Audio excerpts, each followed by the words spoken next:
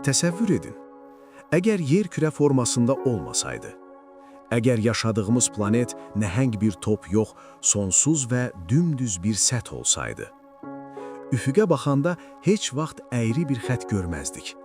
Sanki dünya hər tərəfə doğru sonsuza qədər uzanan nəhəng bir düzənlik kimi görünərdi. Kənarı haradadır? Heç kim bilməzdi.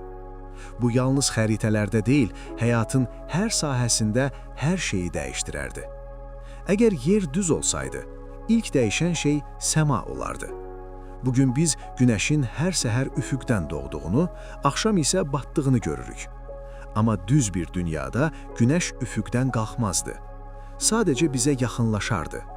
Axşam isə üfüqdə batmazdı. Sadəcə uzaqlaşardı. Belə bir dünyada gecə və gündüz də tamam başqa cür yaranardı. Bugün bildiyimiz kimi gecə və gündüz yer planetinin öz oxu ətrafında fırlanması ilə yaranır. Amma düz bir dünyada bu proses fərqli olardı. Gecə və gündüz günəşin səthin üzərində hərəkət etməsi ilə yaranardı.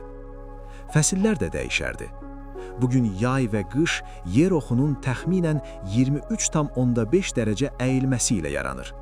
Amma düz bir dünyada fəsillər günəşin səthin üzərində çəkdiyi trayektoriyadan asılı olardı. Bəzən günəş müəyyən bölgələrə daha yaxın olar, bəzən isə daha uzaq.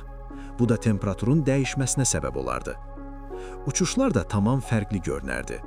Bugün təyyarələr uzun məsafələrdə yer kürəsinin əyriliyini nəzərə alaraq uçur. Amma dünya düz olsaydı, belə bir əyrilik olmazdı. Bu isə istiqamət anlayışını dəyişdirərdi.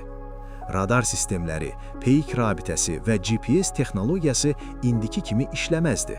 Çünki bu sistemlərin hamısı yer kürəsinin forması və orbitdəki peyiklərə əsaslanır.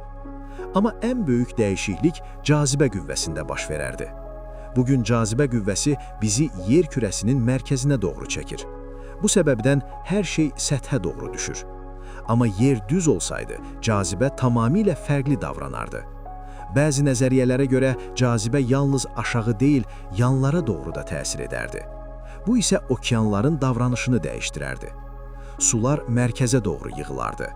Planetin ortasında nəhəng bir okean yaranardı, kənarlara doğru isə sular azalardı. Atmosfer də fərqli davranardı. Hava mərkəzdə daha qalın və sıx olardı. Kənarlara doğru isə getdikcə seyrəkləşərdi. Bu isə həyatın yalnız müəyyən bölgələrdə mümkün olması demək olardı. Ulduzlara baxmaq da fərqli görünərdi. Bugün astronomlar səmanı nəhəng bir səma kürəsi kimi təsvir edirlər. Amma düz bir dünyada belə bir anlayış olmazdı. Ulduzlar sanki başımızın üstündə asılmış nəhəng bir tavan kimi görünərdi. Ancaq burada böyük bir problem var. Belə bir dünya fizika qanunları ilə uyğun gəlmir. Cazibə, atmosfer, okean axınları və enerji balansı bu formada stabil qala bilməzdi. Planet qısa müddət ərzində qeyri-stabil bir sistemə çevrilərdi. Yəni belə bir dünyada uzun müddət yaşamaq demək olar ki, mümkün olmazdı.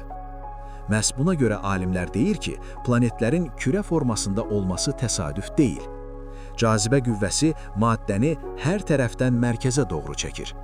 Bu isə planetlərin təbii olaraq kürə formasını almasına səbəb olur. Və bu forma həyat üçün ən stabil formadır. Bəzən reallıq bizim təsəvvür etdiyimiz qədər sadə görünmür. Amma çox vaxt o düşündüyümüzdən daha mükəmməl olur. Əgər kainatın sirləri və maraqlı faktlar sizi cəlb edirsə, kanalımıza abunə olun. Çünki burada hər videoda yeni bir sirrin pərdə arxasına baxırıq.